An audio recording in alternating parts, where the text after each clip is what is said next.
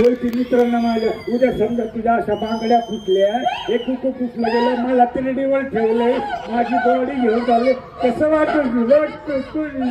हे उसवलं गाणं होत सारे आधार कुणाचा हे गाण्या पुरी परिधीन अंधार जीवाला अरे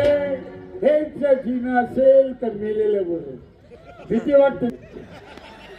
अत्तर पुष्प आणि गुलाब यांनी ताटी माझी सजवा उजळायची फुलं मात्र मदिरेतच भिजवा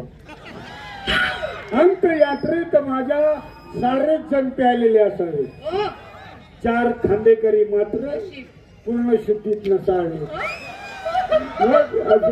बाई ओ वहिनी मी आहे ना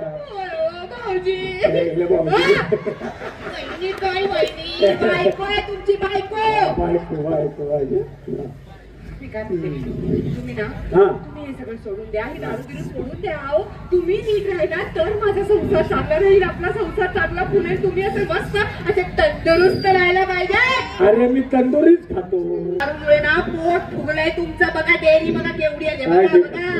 आता आहे आली बिस्किट आली जाची आगे होती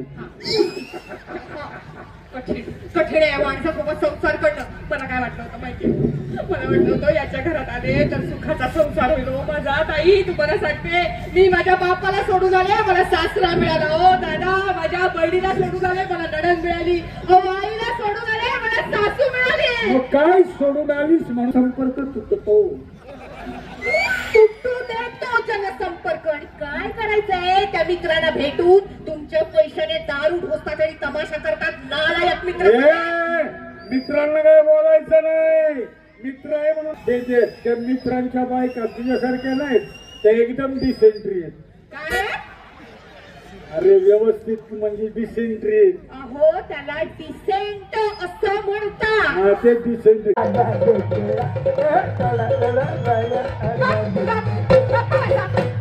हा नाच सुद्धा हो काही गाडी बिडी नाहीये आपल्याकडे इकडे या गाडी बिडी काही नाहीये मला सांगा सामान कुठे म्हणजे सामान आणलंच नाही मी सामान आणलं नाही आईला म्हणजे सामान गेलं दुसऱ्याच्या गाडीमध्ये काय चाललंय तुमचं हे बघा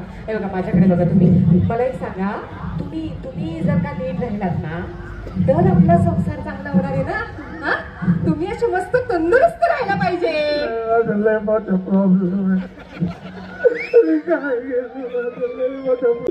ऑडियन्स नुसता टाळ्या वाजवतो सर मी सांगेन की नाटकामध्ये भाऊंची एंट्री ती म्हणून सायलेंट ठेवली कारण ते आल्यानंतर टाळ्या वाजतच राहतात काही बोलू शकत नाही त्यामुळे ती कोरिओग्राफ पण तशी गेली की त्या टाळ्या वाजवत येतील आणि भाऊ स्टेजवर असतील वा पण इनोसन्स तुम्हाला सांगतो आम्ही पहिल्यांदा लंडनला गेलो होतो तेव्हा पटकन एक किस्सा सांगतो पहिल्यांदा लंडन मध्ये भाऊ आणि आम्ही परदेशात जायचा अनुभव आमचा पहिल्यांदा आपले पैसे तिकडे चालत नाहीत वगैरे हे नॉलेजच नव्हतं तिथे गेल्यावर काही लोकांनी सांगितलं की तुम्ही ते कन्व्हर्ट करून घ्या काय होतं तिकडे पाऊंड आणि पाऊंड मध्ये कन्व्हर्ट केले होते भाऊ म्हणला मला काही घ्यायचंच नाही तेव्हा तुझ्याकडचे थोडे तू कन्व्हर्ट कर मला काय लागलं तर तू दे मला म्हटलं ओके मग आम्ही गेलो तिथे आम्हाला फिरवत होते अर्थात सगळे इंडस्ट्री होती आपली अख्खी मिक्टा अवॉर्डच्या वेळेला आपण गेलो होतो आणि वॅक्स म्युझियम आहे तिकडे छान मेणांच्या पुतळ्यांचं तिथे आम्ही आत फिरता ऑटोमॅटिकली कोणीतरी आमचे फोटो काढत होतं हे आम्हाला माहितीच नव्हतं आणि बाहेर गेल्यावर तुम्ही अशी एक स्क्रीन लावली होती आणि बाहेर जाताना दिसायचं की तुमचा फोटो कोणीतरी काढलाय तर आपण सरप्राईज अरे वा किती सुंदर फोटो आला यार आणि त्यांनी प्रिंट करून ठेवले होते फोटो पटापट बिझनेस होता त्यांचा आपल्याला मोह होतोच की हा फोटो आपण घरी घेऊन जाऊया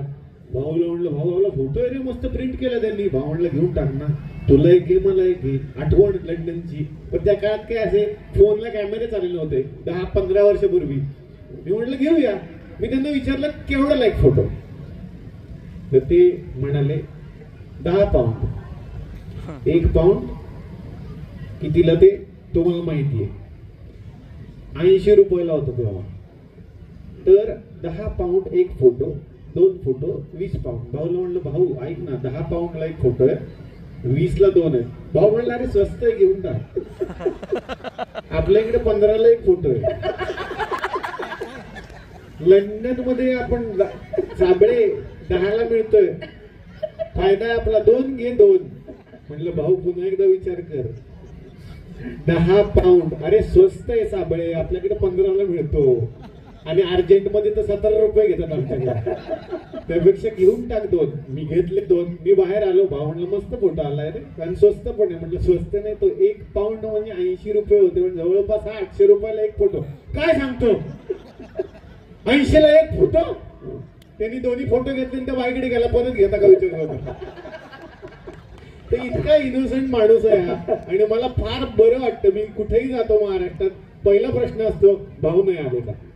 भाऊ कुठे गेले. तर मला वाटतं की महाराष्ट्राचा इतका लाडका एक माणूस, आणि जसा तो तुम्हाला निरागस टीव्हीत दिसतो अगदी तसाच आहे हा. आणि गौरी सुद्धा अगदी तशाच आहेत, ज्यांच्याबरोबर मी कमी काम केलं खरं तर भाऊ सांगतात मला. तर असे निरागस कलाकार महाराष्ट्राला लाभलेत मला वाटतं, त्यामुळे आपला हा कलेचा वारसा पुढे चाललाय. थँक्यू भाऊ आणि थँक्यू गौरी. अजून एक स्किट ते घेऊन येणार आहे थोड्या वेळात.